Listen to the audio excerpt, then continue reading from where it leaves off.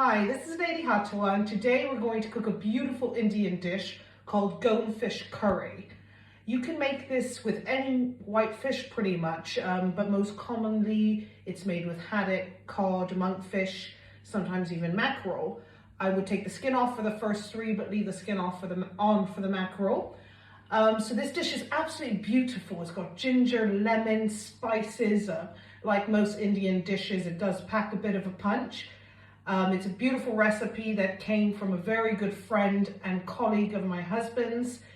They worked together for many, many years, and sadly he passed away a few years ago, but he passed on his family recipe for this beautiful curry. So we're cooking this in honor of him today. So we're going to start by frying up 2 chopped onions. So I put a little oil in the pan. I've got that quite hot. We're going to start frying on a high heat for a good minute. Then I'm going to turn that down to a medium heat and then a low heat. So my understanding is we fry this up for about 5 minutes. We want those onions to get nice and hot, gradually reducing to low heat.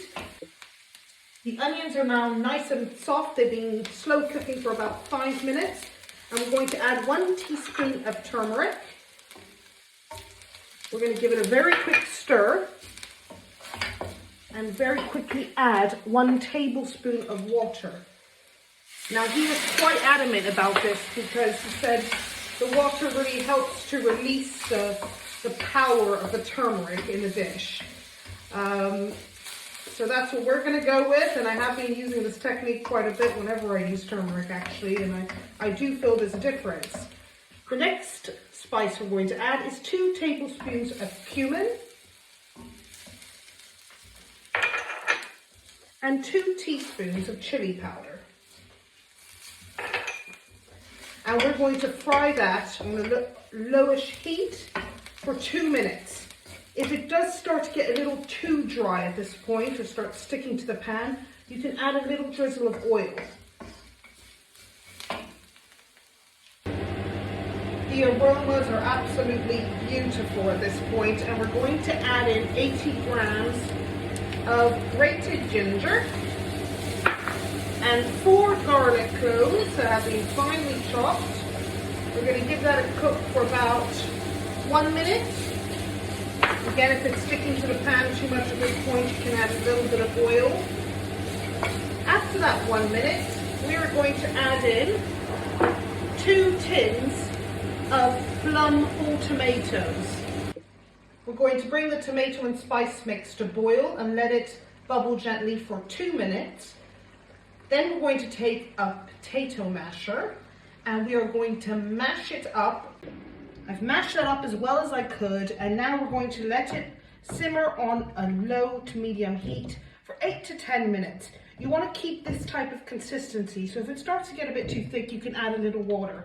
I generally end up adding about half a cup of water when I'm making this recipe. Now we are going to add the fish. So I'm using cod, and I've cut them about the size of, I guess, a golf ball, let's say. So I'm just going to pop the fish in like that. And once the fish is in, it is important never to stir the curry again or you will break up the fish. For this recipe, I'm using about 600 grams of fish. So instead of stirring it, we are going to swirl it slightly. And we can do this occasionally until the fish is cooked. Only if really needed if you feel like it's sticking to the bottom or the sides. Otherwise, we're going to pop the lid on and we're going to let it slowly simmer on low to medium heat for about 4 to 5 minutes. The fish has been slowly boiling for 4 minutes. I'm going to give it another minute, but before I do, I'm going to add in the juice of 1 lemon. Again, we are not going to stir with the spatula at all. Instead, we're going to use a swirling motion like that. And I'm just going to give that another minute in there. The curry is done and it is just divine. It smells just amazing. You can eat it with rice, which is my preferred way, or you can have it with some naan bread, or better yet, both. I'm having it with rice, and I've made a little chutney on the side with some mango, red onion, lime juice, coriander, and a bit of salt, all chopped up quite small. And of course I'm going to sprinkle a lot of fresh coriander over the top. So here I've got my rice.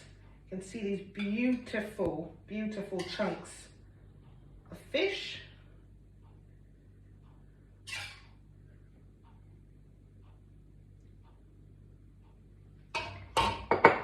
I'm gonna drizzle quite a bit of coriander all over that. And put a little chutney just on the side there. It's going to give it a nice cooling flavor to go along with that beautiful spicy curry. And there you have it. Goan fish curry with a mango chutney.